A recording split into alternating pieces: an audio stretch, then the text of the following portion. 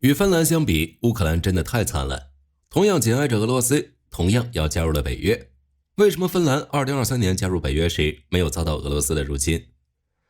如果历史可以重来，再给乌克兰一次选择的机会，乌克兰能成为另一个芬兰吗？精彩内容马上开始。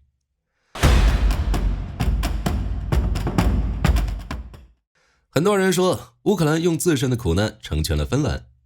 但就火力军而言，俄罗斯没有入侵芬兰的一个重要原因是芬兰拥有乌克兰所没有的内部高度统一性。其虽然和俄罗斯拥有漫长的边境线，但内部几乎没有俄罗斯人，更没有亲俄力量，这才让芬兰在选择加入北约时得到了全国人的支持。整个加入北约的过程行云流水，快到俄罗斯来不及制定作战计划部署兵力，根本就没给俄罗斯发动特别军事行动的机会。那是什么原因让芬兰内部如此高度统一的呢？火力军总结了一下，只有2个字：仇恨。跟谁的仇恨？跟沙俄、苏俄、苏联、俄罗斯的仇恨造就了如今的芬兰。芬兰曾是瑞典王国的一部分，其持续了560年，直到1809年俄瑞战争过后被沙俄给占了。不过芬兰是以大公国的身份和沙俄合并的。啥意思呢？就是说芬兰只承认沙皇是他们的君主，但不承认自身并入的沙俄。这一点大家可以从当时沙俄没有直接管理芬兰，而是让其自治可以看出。如芬兰除了要缴纳一小部分税收给沙皇外，绝大多数收入都可以自留，并没有缴纳到沙皇的国库当中。这就好比芬兰是当时沙皇家族的私产，并非沙俄的公产。又或是芬兰在被沙皇统治的100多年时间里都没有被沙俄同化，也没有大量俄族人迁徙到芬兰定居，这是为什么芬兰后来能保持相对独立的原因之一。此外，芬兰还可以完全按照自身的文化传统和教育方式去教育自己的子孙后代，完全不需要接受俄国人的指点。当然了，作为牺牲，芬兰大公国是没有军权和外交权等一些至关重要权利的，这些都掌握在沙皇的手里。到了1917年，沙俄崩盘，沙皇被苏俄拿下，芬兰也趁乱宣布独立，开始分出来单干。而苏俄在立国之初并没有实力收复沙俄时期的所有领土，于是等到1922年苏联成立后，立马和波罗的海3国波兰、芬兰等国签署了和平条约，承认了这些国家的存在。之后苏联进入了长时间的恢复阶段，并等待时机收复领土。而这个时机就是1939年苏联和德国签订的苏德互不侵犯条约，他俩暗中划好了各自要抢的地盘。当然了，从苏联的角度来说，他们是在收复失地。为此，当德国入侵波兰后，苏联也果断出手，占了一大半的波兰。紧接着，苏联又要求芬兰割地求和，在遭到芬兰拒绝后，苏联开始入侵芬兰，至此苏芬战争爆发。令人吃惊的是，在战争期间，芬兰人表现出了强悍的战斗力，直接把苏军摁在地上摩擦，甚至4个苏军士兵都未必能换1个芬军士兵。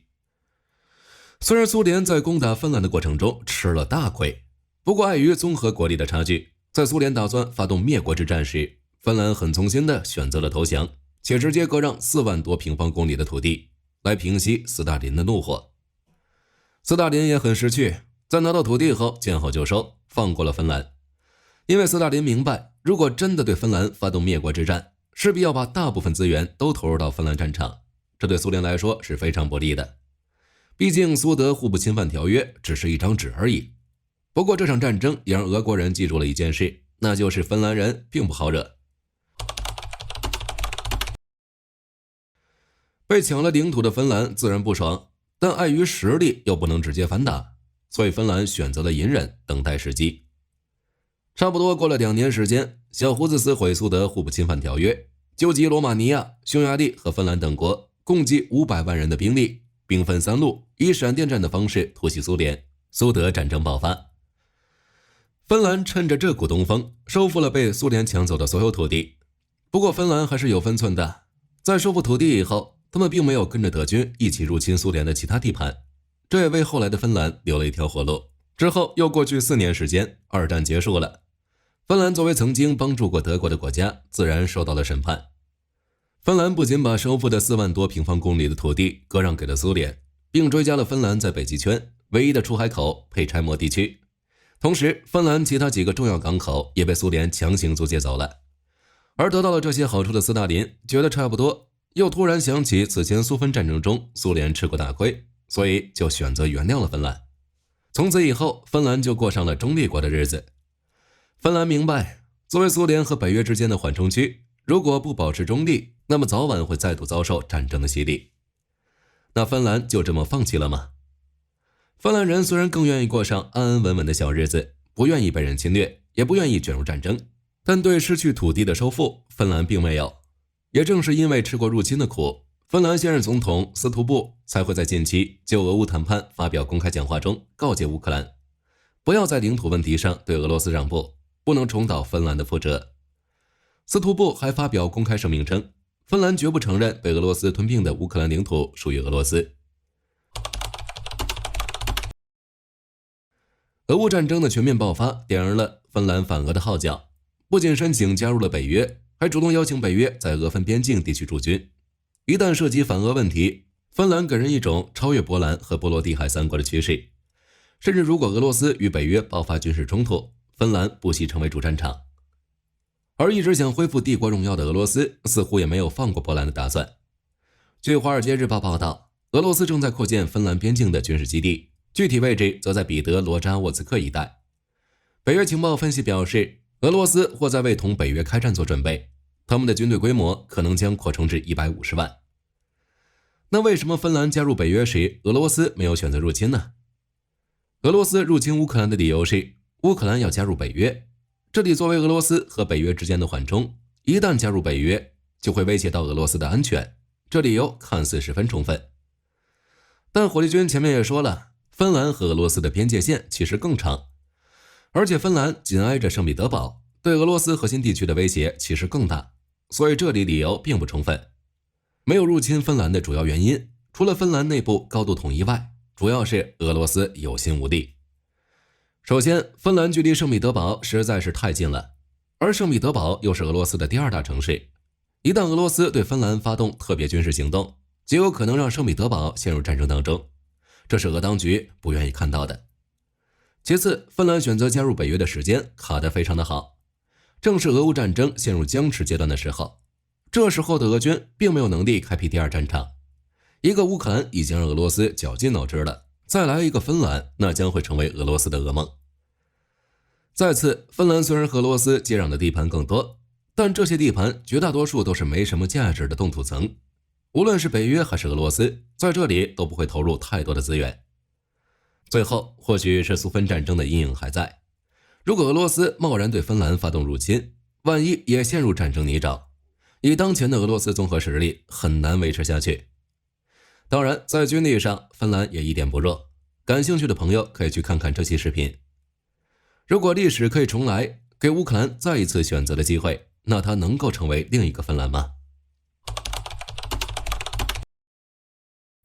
火力军认为这很困难，即使乌克兰选择像芬兰一样竭尽所能的去保持中立，但外界的力量仍然会将其逼向俄罗斯和北约的其中一方。因为历史的惯性往往决定了一个国家的走向，而地理位置决定了一个国家的地缘政治。乌克兰的困境也由此而来。其中一个重要原因就是乌克兰不如芬兰内部团结统一。要知道，乌克兰人与俄罗斯人、白俄罗斯人同宗同源，他们都是东斯拉夫人，他们的祖先一同创立了基辅罗斯大公国，这个强大的国家一度成为东欧地区的霸主。如果不是蒙古人的入侵，将基辅罗斯大公国覆灭，也不会出现后来三方分裂的局面。而在蒙古入侵后，乌克兰所在的地区被多个国家轮番统治。以现在的地图看，如今乌克兰的中西部大部分领土落入了当时波兰、立陶宛联合王国的手中，东部的一小部分则成为了哥萨克人的领土。而所谓的哥萨克人，就是那些摆脱他国统治的东斯拉夫自由民，也就是没有国家愿意要的游民。由此可见，乌克兰民族混乱的组成使乌克兰人的身份认同一直有很大问题。乌克兰人试图团结一致形成一个独立国家，在乱世中求得生存之地，但其中西部长期受波兰和立陶宛统治，使部分人皈依了天主教，而中东部地区则坚持原来基辅罗斯的信仰东正教，这就产生了宗教上的矛盾。后来沙俄又消灭克里米亚汗国，占领乌克兰，强行推行俄罗斯化，使得矛盾扩大化。此外，沙俄对待乌克兰人也并没有比其他国家好上太多，使得乌克兰的分离主义始终存在，而且在2次世界大战时期变得愈演愈烈。在苏联刚成立时，为了争取乌克兰人的支持而承诺了乌克兰的本土化，承认了乌克兰在苏联获得了高度自治的地位，这受到了乌克兰人的欢迎。然而，苏联统治者缺乏治理经验，以及北约的持续封锁和攻击，使乌克兰的经济发展出现了严重问题。1930年代，乌克兰地区出现了大饥荒，可能有多达100万人死于饥荒之中，这使得乌克兰人对苏联的支持度降低。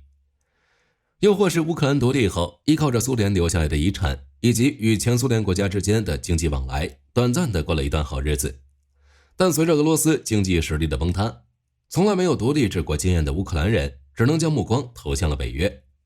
也因此北约的影响力开始在乌克兰不断提升。你可以批评乌克兰这种依靠外力类似墙头草两头亲的做法，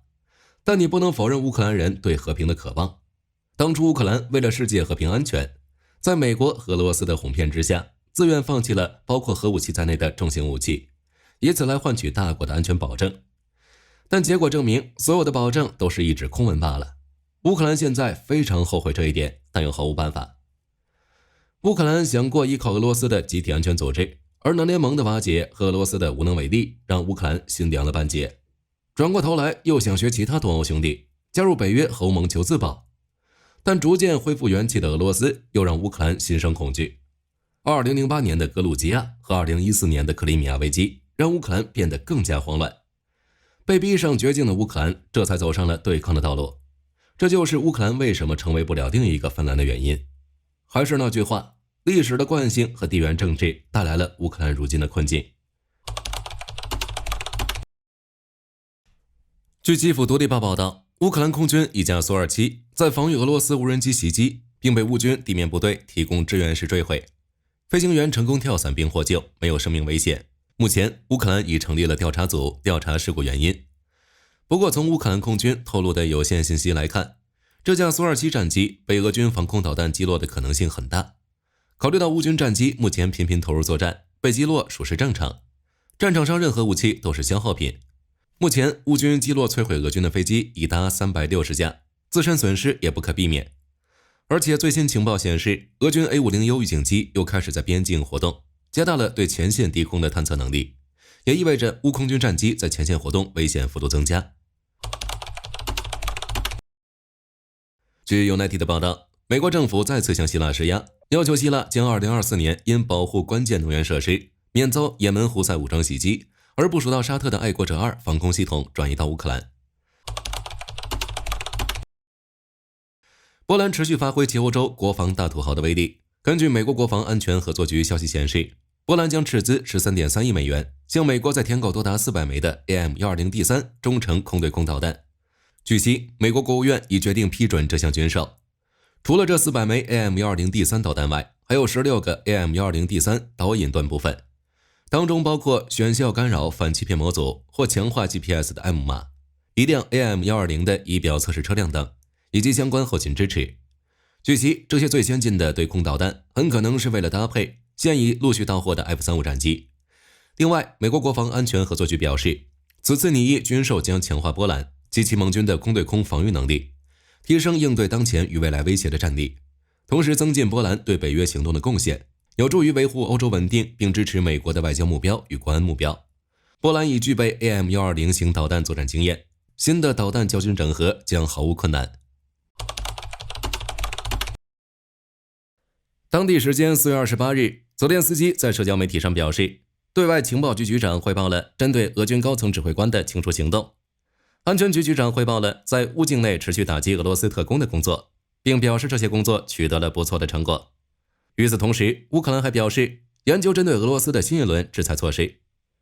另外，根据塔斯社报道，乌克兰最高拉达国家安全、国防和情报委员会秘书罗曼表示，针对俄罗斯中将莫斯卡利克的清除行动同样是乌克兰特别部门组织的。